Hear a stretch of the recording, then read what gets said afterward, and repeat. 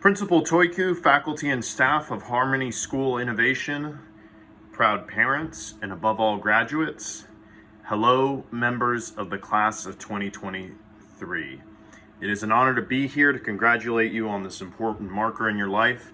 I'd like to sincerely thank the administration of the school and Mr. Toiku for inviting me here today. It is likely that all of you will remember in some way today and your high school graduation, even if you do not remember the speech. In fact, I do not remember the speech of my high school graduation, and I don't even know if there's a recording of it. So with that, I hope to at least make it a short speech. I'd like to share a little bit about my background as a student. I went to Harmony Science Academy in Austin. Indeed, Mr. Toiku, as I knew him back then, and now Principal Toiku, has known me for years. I think since late middle school. When he came to the Austin Harmony campus for the first time, he knew me through high school, where I graduated in 2010. That was a while ago, but the years I was at Harmony from 2004, from when I was in 6th grade all the way to 12th grade in 2010, were some of the most formative years of my life. And I still think of them from time to time. I think it's fair to say that undeniably everyone who gets the care and education from Harmony likewise has such an influence. Regarding the passage of time, it's interesting to consider how we mark it. When I graduated in 2010, I think most of you were likely in kindergarten. It's interesting to think where those adults who were in 12th grade when I was in kindergarten are, but also consider that you too, at some point, may be giving advice to someone who is now in kindergarten. With respect to that passage of time, all I'd like to do in this speech is urge you to embrace the new chapter of life. This former chapter has gone and been completed. High school is done. You stand at the door of the next chapter. And I'd just like to share a bit of advice as a fellow Harmony grad. So here's a few stories. Research shows that most high school commencement speeches give an anecdote or story. As a professional researcher these days, I found quite a few anecdotes and stories watching commencement speeches and reading snippets here and there online. From college and high school. Rather than sharing one, I thought I'd share a few of my favorites that I discovered. The first is from the University of Texas commencement 2014 speech from a former Navy SEAL and Admiral in the U.S. Navy. He urged graduates to consider lessons from a former Navy SEAL's perspective, such as making your bed in the morning to achieve something tangible right at the beginning of the day, keeping hope, never giving up, and realizing that if you influence 10 people in your life and they influence another 10 people in their lives, then you'll directly influence 100 people in your life. And that doesn't even count how many you would be influencing indirectly. So those types of influences are usually small, but allow for the winning of small advancements in life. The second one I enjoyed was Wesley High School in 2012. The title of the speech, ironically, to the high school graduates was, "You Are Not Special." At first, the speaker said how many high school graduates and students there are, how many things those students had identical, including the gowns everyone was wearing. He used other logical syllogisms, such as if everyone has the same award, then the award becomes meaningless.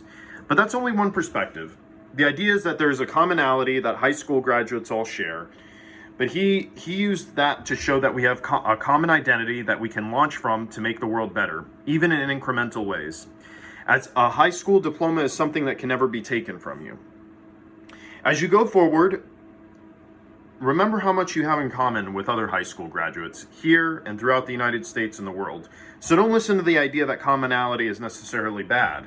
In fact, it means something you have a common ground with other people throughout the US and the world. The third speech I really liked was from Conan O'Brien, at one time arguably the most famous comedian in the world, for a speech he gave to Dartmouth University's commencement address in 2011. He said, "Embrace the comedy of life and the sting of failures that may come from it."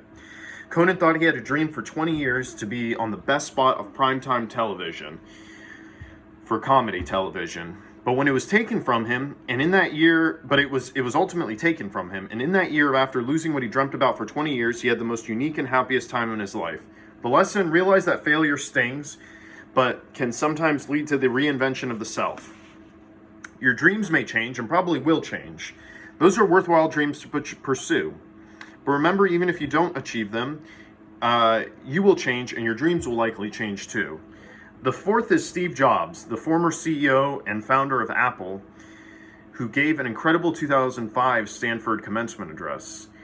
Jobs said that you sometimes can't connect the dots until years after you realize they have a connection. So sometimes experimenting with classes that aren't practical can have the most practical effects.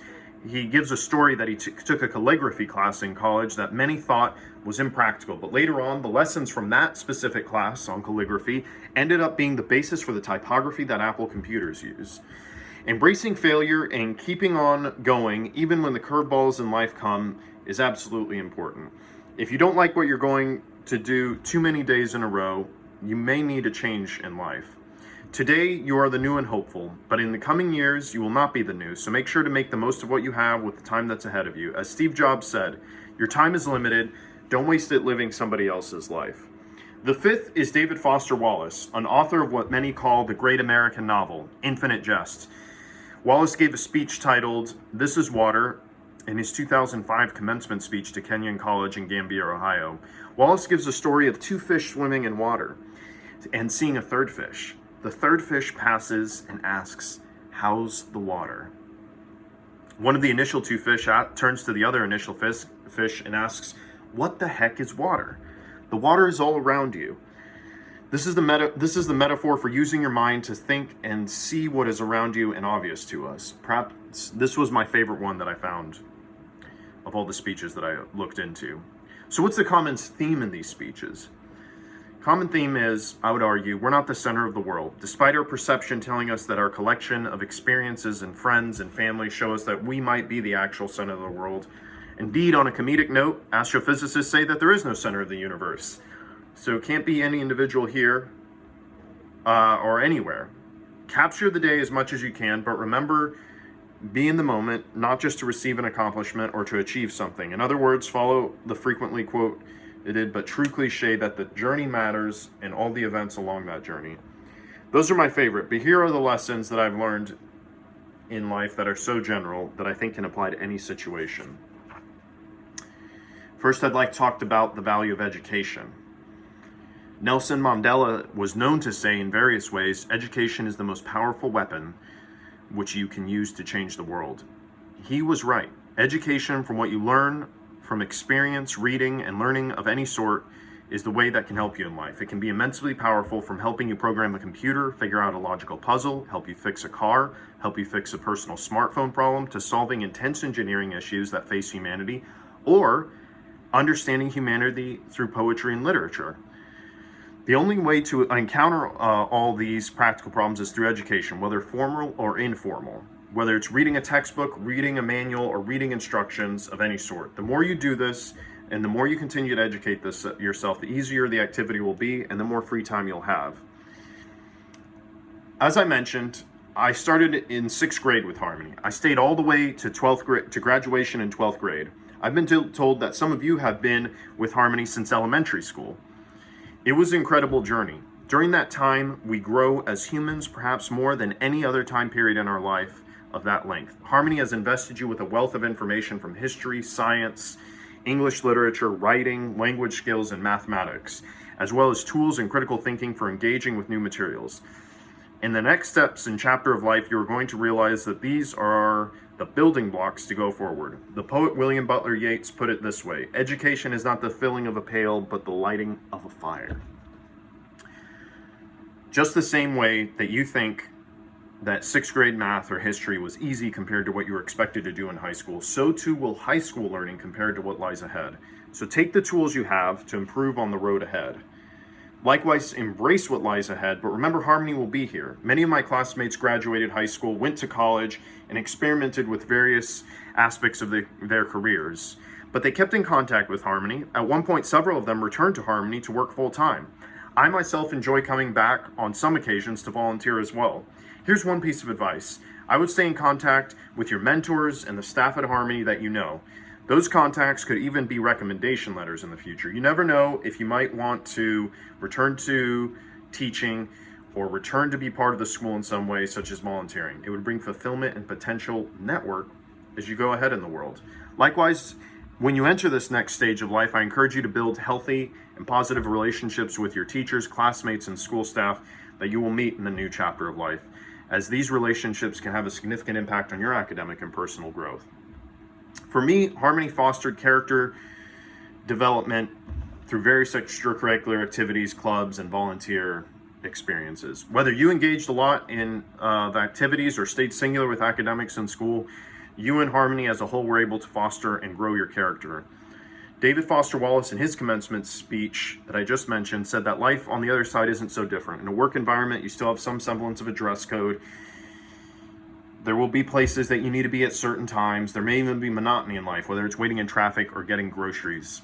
But you should take every opportunity you can to grow. In conclusion, I encourage you to do your best, embrace failure, and remember to be kind to everyone. Attempt to treat everyone with respect needed in that moment.